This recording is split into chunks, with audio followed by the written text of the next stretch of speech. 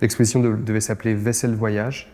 Et quand on a appris que finalement l'exposition serait une exposition individuelle, on a décidé de garder toutes les lettres de la Vitrophonie qui étaient déjà arrivées et d'en faire un anagramme pour trouver un nouveau titre, garder le souvenir de ce qui s'était passé, tout en ayant un nouveau titre qui corresponde à l'exposition.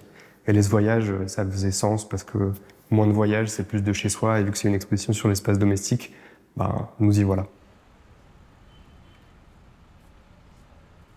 Maintenant, en effet, c'est une exposition qui a beaucoup d'indices dispersés à plein d'endroits de l'espace d'exposition. Ça donne un sens de lecture, ou en tout cas, ça donne un régime d'attention, une manière d'être attentif aux objets, aux œuvres, à l'exposition, à l'architecture, aux personnes qui sont à l'intérieur, qui est un peu différente de la relation habituelle, en tout cas la relation traditionnelle qu'on a dans les musées des beaux-arts de regardeurs, regardeuses et d'œuvres.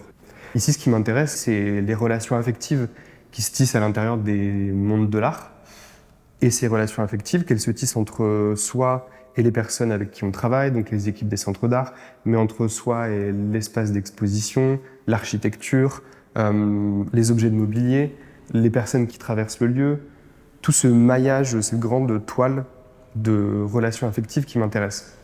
Et pour parler de manière plus sculpturale, parce que c'est un peu ce qui m'intéresse là-dedans, c'est que des pièces sont disséminées comme une ponctuation à différents endroits de l'exposition, que ce soit derrière les bancs, visibles seulement depuis l'extérieur, que ce soit dans l'espalier, que ce soit posé sur la table.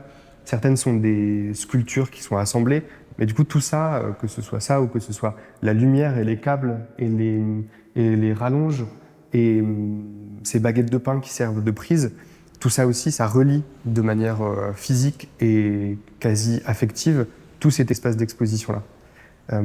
Et c'est la même chose pour les réserves aussi. On a un œil de Judas qui regarde à l'intérieur de cet espace de réserve qu'on ne voit pas, qu'on ne voit jamais, et qui n'est pas fait pour être vu d'ailleurs. Et moi, ça m'intéresse de donner une manière de voir cet autre côté de Comète.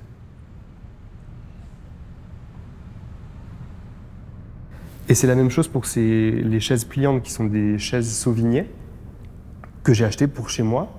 Et en rendant visite à Émilie pendant la construction de l'exposition, donc il y a quelques mois, je me suis rendu compte que les chaises de Comète étaient l'exact même modèle, simplement le tissu n'est pas le même. On a un simili-cuir pour les chaises de Comète et on a une sorte de tissu brun orange pour celles que j'ai achetées. Et du coup, j'ai décidé de remplacer celles de Comète par les miennes et vice-versa. Et du coup, créer un trouble dans ce qui appartient à quoi, ce qui est œuvre, ce qui est mobilier, et tout ça floute un peu la relation qu'on a à une exposition, à une œuvre d'art, et on n'est plus sûr de rien. Et ça m'intéresse de mettre les gens un peu dans ce trouble et cette zone d'équilibre entre œuvre et pas œuvre, exposition et pas exposition. Ensuite, ce qui lie un peu tous ces objets-là, toutes ces œuvres, c'est le fait qu'elles soient toutes extraites d'une forme de souvenir.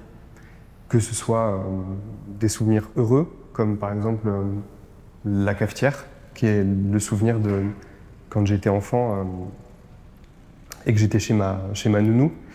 Elle me mettait une goutte de café dans un grand verre de lait pour que je fasse un peu comme les adultes et que je boive un café au lait avec les adultes. Donc ça, c'est plutôt des souvenirs heureux. Mais l'espalier, lui, est plutôt relié à un souvenir un peu plus malheureux, voire traumatique. C'est les espaliers que j'avais et qu'on avait en général dans les salles de sport, au collège, au lycée et en primaire, qui sont des espaces, surtout au moment du collège, qui sont des espaces assez violents, voire très violents et parfois traumatiques. Et j'ai une amie, Kelly Weiss, qui est venue voir l'exposition et qui m'a dit « Ah, on dirait qu'on rentre dans une grosse Madeleine de Proust ». Et il y avait un peu de ça, avec des Madeleines de Proust heureuses et d'autres plus malheureuses.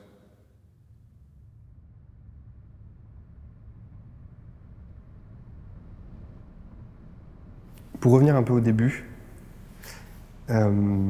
si je fais ce que je fais, si je fais de l'art de cette manière-là, si j'essaie de faire ça, c'est parce qu'à des moments de ma vie, je suis tombé sur des œuvres, souvent des installations, mais parfois des films, parfois de la musique, qui m'ont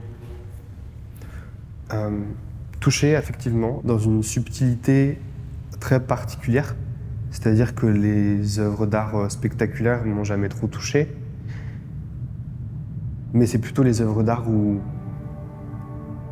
on doit chercher une relation affective à l'œuvre qui dépasse les mots et les explications, parce que c'est des réactions et des relations et des rencontres affectives qui dépassent ce qu'on peut expliquer. Et c'est, à mon sens, c'est au moment où je réussis pas à expliquer ce qui s'est passé dans une rencontre avec une œuvre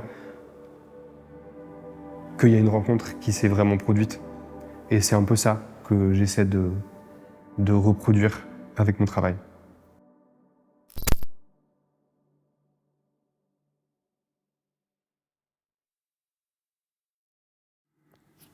Il y a une dernière chose dont je voulais parler que j'ai un peu oublié, c'est ce billet que peu de gens voient, qui est accroché à l'entrée de Comet sur le plan d'évacuation de Comet.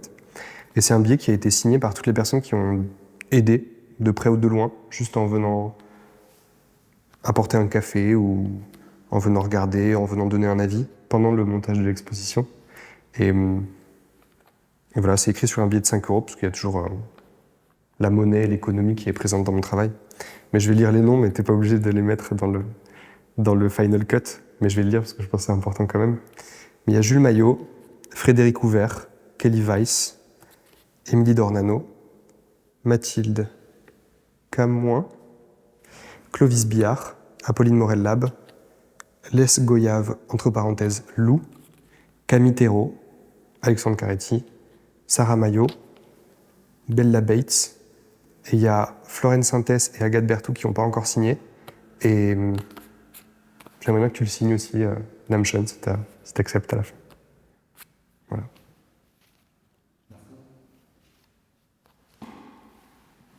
C'est bon ? Super.